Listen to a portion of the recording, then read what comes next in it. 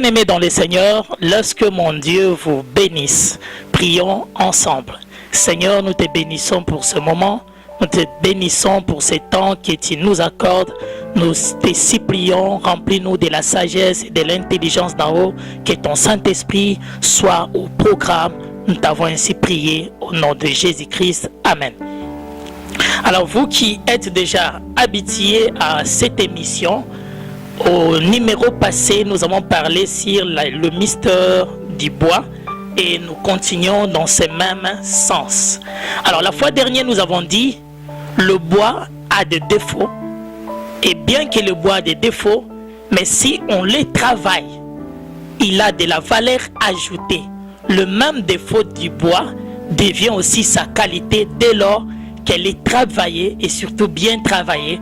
On la vernit, ce bois-là prend de la valeur. Même le vernis, c'est un message. Le vernis protège le bois pour que le bois ne puisse pas, évidemment, avoir des attaques des insectes ou des animaux. La Bible dit, même la nature elle-même ne vous enseigne pas. C'est quoi le vernis dans l'allégorie? Le vernis dans l'allégorie, c'est le Saint-Esprit qui vient comme l'huile, parce que le vernis, c'est l'huile. Il vient pour nous cacher, il vient pour nous protéger, afin que les insectes, même les résines, ne puissent pas pénétrer en nous. Je peux écouter une prédication, je me dis, cette prédication n'est pas fondée dans la doctrine, cette prédication ne vient pas de Dieu. Alors parlons du bois parce que c'est ce que nous sommes en train de faire. Alors lorsque je lis le livre de Lévitique chapitre 14 au verset 4e, la Bible me dit, dans la cérémonie de la purification du lépré, l'Éternel dit à Moïse, vous allez prendre des oiseaux. À part les deux oiseaux, vous prendrez de la cramoisie. À part la cramoisie, vous allez prendre l'eau de la source et vous allez mettre le bois de cèdre. C'est-à-dire Moïse et, disons, la sacrificature d'Aaron, on prenait un bassin d'eau, on prenait un bassin qu'on mettait de l'eau, on prenait le premier oiseau, on le coupait, on prenait son sang, on mettait dans ces bassins, on jetait à l'intérieur de la cramoisie et on ajoutait le bois de cèdre. Pourquoi mettre le bois dans l'eau qui va purifier les léprés? Et on va prendre l'hysope qu'on va plonger à l'intérieur du bassin, on va jeter sur le corps du lépré et le lépré sera pire. Mais qu'est-ce que le bois vient faire dans ces bassins où il y a le sang de l'oiseau et l'eau de la source? On comprend qu'il n'y a pas la purification sans le bois. Et quand nous sondons maintenant l'écriture, pourquoi on mettait le bois de cèdre dans le bassin où il y avait le sang de la purification? Or que cela nous parlait de Christ. Christ se présente comme le bois de cèdre. Et dans ce même bassin, il n'y a pas seulement le bois de cèdre, il y a aussi l'hysope. Ok, quand on lit la classification de Salomon, la Bible dit, Salomon a parlé de tous les arbres, en commençant par les cèdres jusqu'à l'hysope. Et nous voyons les deux formes de plantes se retrouver dans le bassin. On met l'hysope et on met les cèdres. Ok, tous ces deux éléments, les cèdres parlent de Christ dans sa royauté, le Christ dans son pouvoir, le Christ dans son règne. Et l'hysope parle de la simplicité du Christ. Il n'avait pas d'argent, il n'avait où dormir, il s'est humilié, il marchait avec simplicité, la royauté et la simplicité du Christ. C'est que le bois est tout un mélange. Dans le livre de 2 Samuel, chapitre 24, verset 22, la Bible nous dit qu'on a pris un char qu'on a amené. C'était quelle histoire? C'était l'histoire des Philistins qui ont remis l'arche en Israël.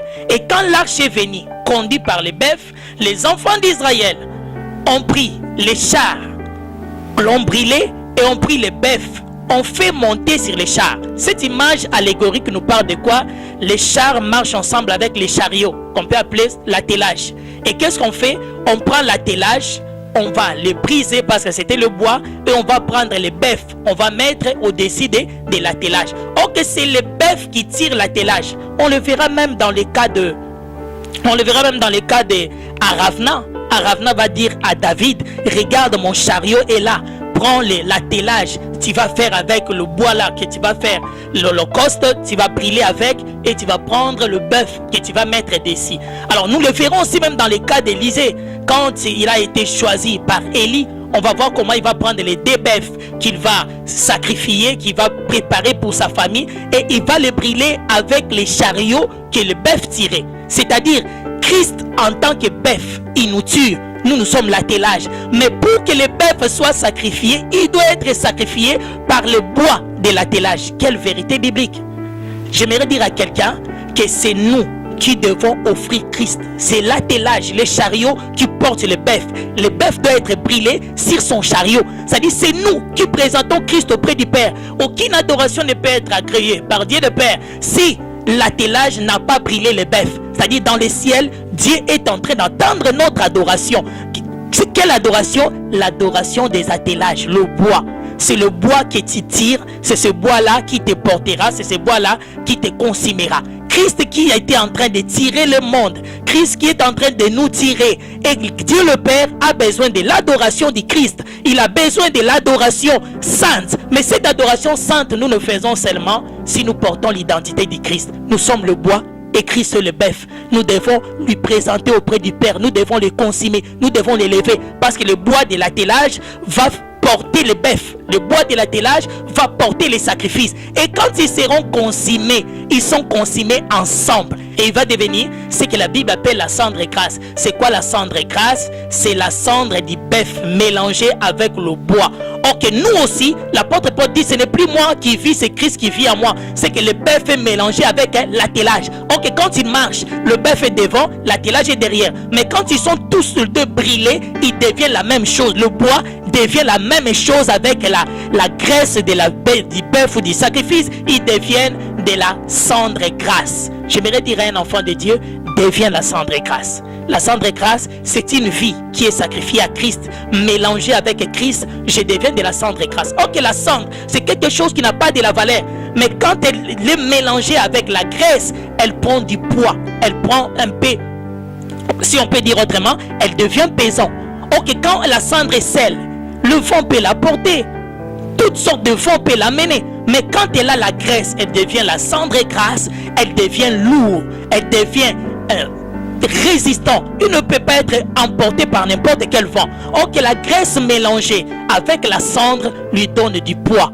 Si un enfant de Dieu ne résiste pas dans la foi, il est facilement emporté par n'importe quel vent, n'importe quel mouvement spirituel, c'est qu'il n'a pas encore la graisse. Or que la graisse qui parle de Christ parle aussi du Saint-Esprit. Quand nous ayons la graisse, pas seulement nous changeons le poids, mais nous changeons aussi de couleur. Parce que quand la cendre, elle est encore non graissée, elle est grise. Mais quand elle est engraissée, elle devient sombre. Ok, ici j'aimerais dire à quelqu'un, sombre c'est le fait que l'huile est entrée à l'intérieur. Il devient invisible dans les tableaux des magiciens, il devient invisible dans les tableaux des sorciers parce que le Seigneur les cache. Il est maintenant dans l'obscurité de Dieu. C'est quoi l'obscurité de Dieu? Je suis à l'intérieur de Christ et Christ me cache. Je deviens noir, je deviens invisible. Les secrets de la Bible sont tellement faciles. Il nous suffit seulement de sonder l'écriture pour en comprendre. Quand je lis encore dans les écritures, dans le livre de 2 Samuel, chapitre 23, verset 7, la Bible me dit que le vaillant Goliath, je l'appelle ainsi, le vaillant Goliath portait une lance. Et sa lance avait une flèche au coin. Le bois a été aussi utilisé comme intermédiaire. Intermédiaire dans nos cultures, intermédiaire dans nos sociétés. Je vais enlever de la saleté, je vais prendre le bois pour toucher la saleté et jeter. Je vais prendre quelque chose qui est impur à partir du bois. La loi de Moïse disait, vous ne pouvez pas toucher quelque chose d'impur. Vous devez utiliser le bois va toucher la chose impure et va les jeter. Mais si la main touche, on devient impur. Ok, Dieu aussi a voulu ôter le péché de l'humanité. Il a voulu ôter le péché du monde. Il a utilisé Christ le bois pour venir ôter les péchés de l'humanité, afin que l'impureté du monde ne puisse pas les toucher. L'impureté touche le bois, mais l'impureté ne touche pas la personne qui a touché le bois. Ok, c'est Dieu le Père qui a utilisé Christ le bois pour venir enlever les péchés de l'humanité. Dans ce cadre-là, le bois devient l'intermédiaire. L'homme pire touche le bois dans sa main. À partir du bois, ça lui permet de toucher quelque chose d'impur. Et Dieu le Père a touché Christ qui était pire en le menant sur la terre. En prenant le péché de l'humanité, Christ a touché l'impureté. Et il a jeté l'impureté au loin. Et après quelques temps, on lavera encore ce bois-là pour que l'impureté s'enlève. J'aimerais dire à un enfant de Dieu que Christ est le bois qui est venu sur la terre pour enlever nos péchés. Il est l'intermédiaire. Parce que le bois permet à la lance d'aller loin. On fait lancer la lance, évidemment. On ne fera pas toute la lance en métal, parce que la lance va être pesante. On utilise le bois parce que le bois est léger. Il permet la lance d'aller au loin. Alors Christ est notre bois qui nous propulse, qui nous lance, afin que nous puissions aller loin. Or que nous devenons maintenant le bois, et nous devenons maintenant des lances. Et Christ devient le bois. Voilà pourquoi il a dit, vous ferez plus que moi. Parce que nous sommes des lances. Et lui, il est notre bois, notre intermédiaire. La chose qui nous permet à ce que nous puissions aller loin. Même le Saint-Esprit sera le bois, parce qu'il nous propulse, il nous avance, il nous mène encore plus loin à faire des choses que nous seuls, nous-mêmes, on était incapables de faire. Le Saint-Esprit, la parole de Dieu, Christ vient pour nous propulser, nous lancer au loin. C'est notre bois. Tu vois? Voilà pourquoi je disais, le bois est tout un mystère. Mais le bois, à des moments aussi, il est fendu. Fendu veut dire coupé. Ok, Christ comme le bois, il est aussi fendu. Parce que Christ est en moi, Christ est en toi, Christ est en nous. C'est le même bois qui est fendu. L'apôtre Paul dit, ce n'est plus moi qui vis, c'est Christ qui vit. Alors, c'est Christ qui vit en moi. Alors, si Christ vit en Paul, Christ vit en Pierre, Christ vit en moi, c'est que Christ a été fendu. Christ devient le bois qu'on a fendu. Parce que dans la marche de l'église, nous sommes tous des Christ. Parce que Christ vit en nous, il devient un bois fendu.